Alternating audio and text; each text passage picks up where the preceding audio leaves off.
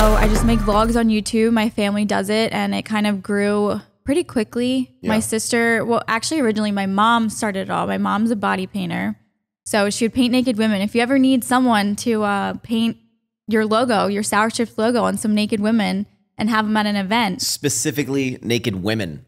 Well, yeah, I mean, men too. Well, men too. so I definitely want to, so kind of before you're kind of diving into the question I wanted to ask is, one of the many super interesting things about you is your family dynamic, because you're probably, I think a lot of people every now and then, maybe they're, you know, everyone's on like social media these days. Everyone maybe aspires to be an influencer of some sort. And then maybe they date someone who's an influencer, and there's kind of this like interesting dynamic, but you're a unique specimen because your whole family are social media stars. Yeah. Like even my parents, mom, dad, sister, brother. Literally.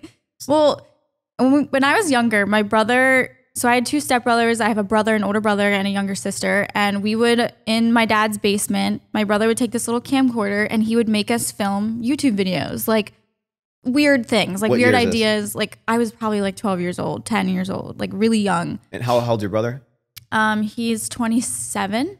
Oh, so he was like making YouTube videos before it was like a thing to make YouTube videos. Yeah, like back when like, you know, there was like Jenna Marbles and like only like the few select YouTubers that were like trendy, and I don't know. So we would do that just for fun because we like loved YouTube. We would watch all these YouTube videos. A lot of people didn't really know like what YouTube was, and they wouldn't watch it regularly like that. But I had like favorite creators and like beauty creators I would watch, and I always told myself, like, when I get older, like, I want to do this. Like, at some point, I'm going to do this when I have, like, the money to get, like, a camera, or, like, when I have, like, the balls, basically, to do it, because, you know, it was kind of like people would make fun of you if you did something like that. And you were also 12, so. I was really young, yeah.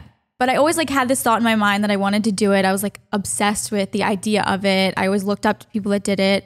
And then when the opportunity presented itself, my mom, you know, she did that. She did body painting. She got into social media, and she had my brother and my sister helping her. So my sister was her assistant. My brother and his two best friends would film and edit the clips. And like she painted Bradley Martin for like God of War, I think it was. Can you explain, can you dive a little deeper into what, the podcast is about you, but I want to give kind of background. Can you explain when you say like body painting?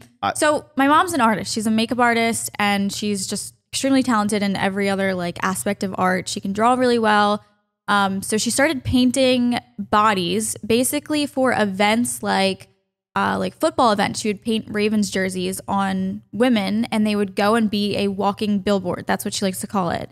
So I don't want anyone to think it's like a sexualized thing, because she was really big on it not being that way. But she painted Body World. So she painted like a really like muscular guy. What's Body World? Body Worlds was like a thing at the Science Center where you go and see like these, how do I explain it? Like they would like take the skin off of like muscles and stuff and show them on display, like preserved bodies, like literally human bodies, every single part of them.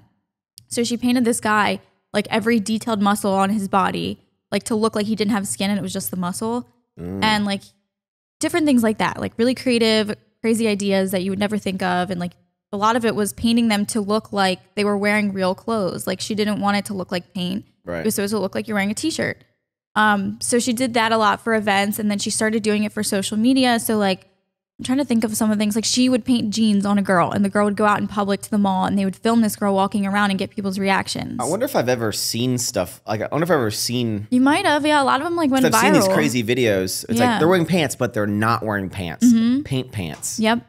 So she did that for a while, and then my sister is also extremely talented, and she decided to make an Instagram profile where she was painting her face, like really cool things. Like she painted like a zipper down her face. And your sister was painting herself? My younger sister. Okay. So she did that, and that took off, and she got a lot of followers. So like her and my mom were like hitting it off, like doing really well on social media. Paint people. Yeah. Okay. And then my sister was graduating high school, and she had prom and graduation, and she decided to vlog it. And she was like, I'm just going to make a YouTube channel and post it and see what happens.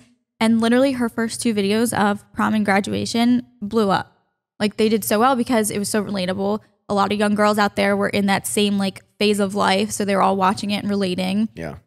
And my sister's she has a good personality. She's like a really like easy person to watch and relate to, I guess.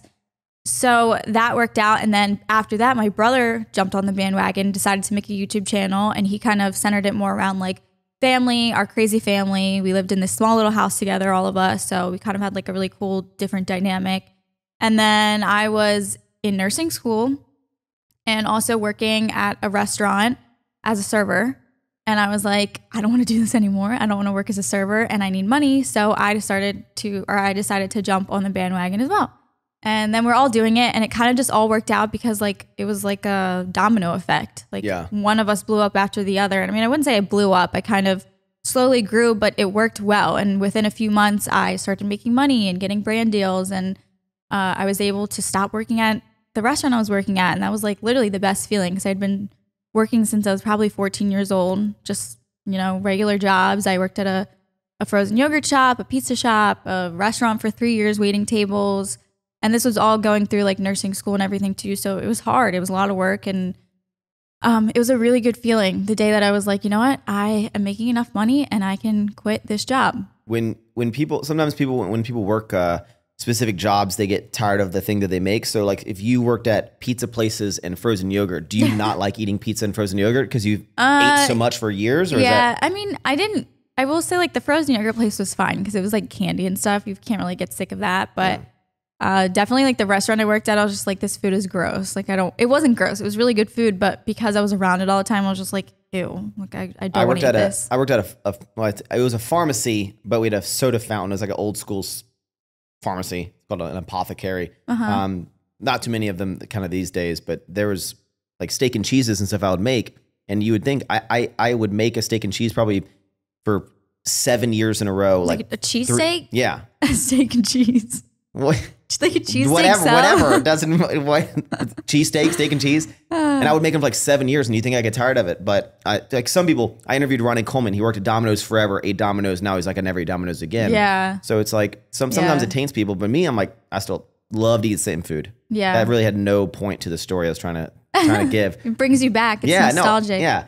So, okay. And then your dad also is somewhat on social media, right? He has a YouTube channel. So when my brother made the family videos and he started realizing that it was taking off because he was doing that, he started including like my dad and my mom in it a lot, just depending on the video, like whatever the video was centered around. So like he did, which one was it? I think it was like a sorority video or something. And my dad was like the leader of it, or fraternity, something like that. Like my dad would play, he's really good at acting, honestly. And he used to say that he wanted to be an actor. Like if he didn't have kids, he like would have went to like California. I think he said that, or I'm making it up. I wanted to follow my dreams, but then I had all of you guys. Yeah, really. That's what he says. Thanks, Dad. He doesn't care. What is going on, guys? I am Maxx Chewning, your host. I hope you enjoyed this little clip. If you want to see the full, magical, lovely episode, just click the link down in the description or search Don't Be Sour on your favorite podcast streaming service. And remember, thank you for tuning in.